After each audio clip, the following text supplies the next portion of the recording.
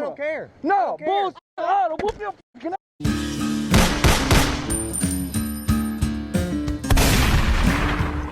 What is up, guys? Will Workman here with Self-Defense Encounters, here to give you a real-world example of how to protect yourself. This road rage fight is crazy. We've got cursing, we've got huge egos, we've got motorcycle helmet headbutts, and we've got a lot of things that we can learn. Before we jump right into it, don't forget to like and subscribe down below so that we can get this content past the algorithm. It's not always easy. Comment and let me know, who do you think was right in this situation? Let's watch the madness unfold and then talk about what we can learn.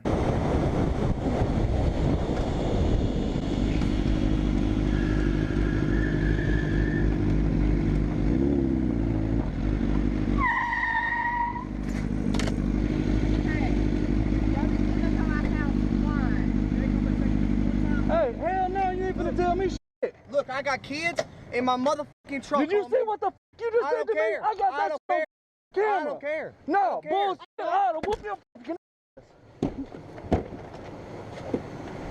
Hey, that shit's uncalled for. All I'm trying to do is watch my. No, you trying to do is fucking kill us. Son. That's on film.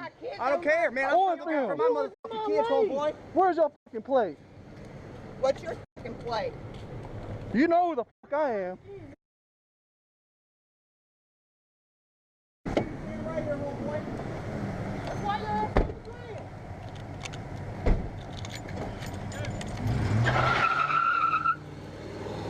All right, so I don't know if there was an initial beef. It seems like they've seen each other before, like maybe this guy was riding his motorcycle near their house and they've seen him a few times. But this one starts off and it is 100% mutual road rage, guys, because if you notice in the very beginning, they pass each other. The truck is definitely riding in the middle of the road, almost cutting the motorcycle off. But then the motorcycle gets past him, could just keep going, and decides, nah, I'm gonna turn around and have a conversation with this guy. Meanwhile, the truck slams on his brakes to back up in order to have this aggressive conversation. So the first thing that we can learn out of this, guys, is road rage is not worth it. It's just not. It's stupid. It solves nothing. You can get out of a lot of dangerous situations just by staying calm and avoiding escalating the conflict and making things worse. As Glenn Campbell famously said, try a little kindness. So this guy jumps out of his truck and comes over to start yelling at this guy, and the motorcycle dude decides,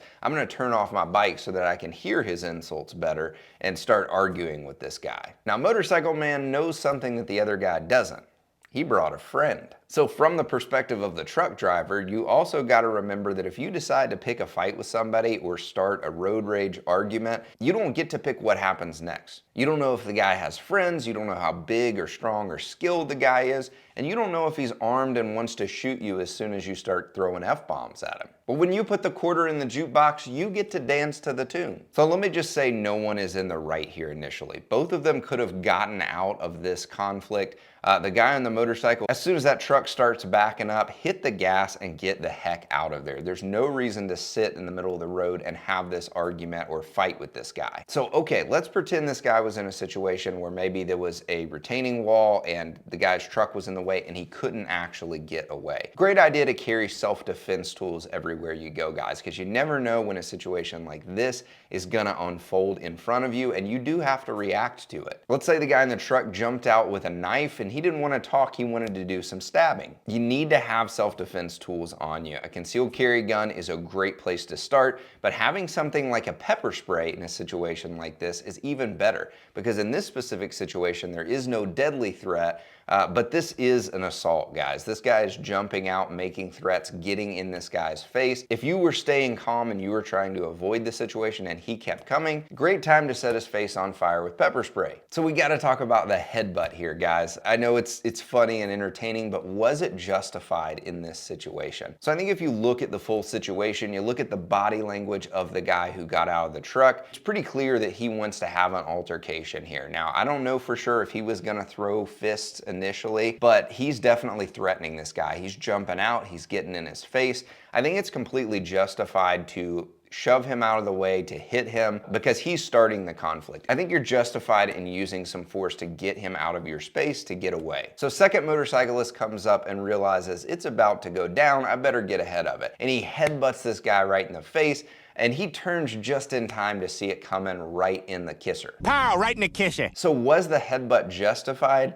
Maybe, but you gotta think about the level of force that you're using and what could happen. That motorcycle helmet is pretty darn hard and it could easily cause some damage like a broken nose or concussion. So what if this dude fell over and slammed his skull onto the asphalt? He could die. And then even though you didn't mean to hurt him that bad, you could be looking at an involuntary manslaughter charge. In this situation, the second motorcyclist may have felt like he was defending his friend. He may have just felt like, I've got the upper hand, I can show this guy who's boss. When you have to fight, fight hard to get out of that situation, not to escalate the conflict. I actually do really like that once the headbutt takes place, the guy jumps back up, nobody swings any more punches. Both motorcyclists could have decided, let's stomp this guy out on the ground because he's down and we can. And they didn't do that here. And even after the guy gets up, it's pretty obvious that the truck driver and the girlfriend or the wife that was in the truck with him, they don't actually want to fight. They just wanted to jump out and show that they had a big ego. I think the helmet headbutt was a little bit of a reality check. This may not pan out the way you thought it would. Remember in situations like this that self-defense is just that. It's defending yourself in the situation you're in. It's not about revenge. So I love that the motorcyclists here didn't just continue beating on this guy because they were angry. They stopped once he decided he was done fighting. Once the threat is over, disengage and get the heck out of there. But I want to hear from you. If you were in this situation, what would you have done differently? Let me know in the comments down below. Guys, thanks so much for watching. Don't forget to like and subscribe down below, and we'll see you next time.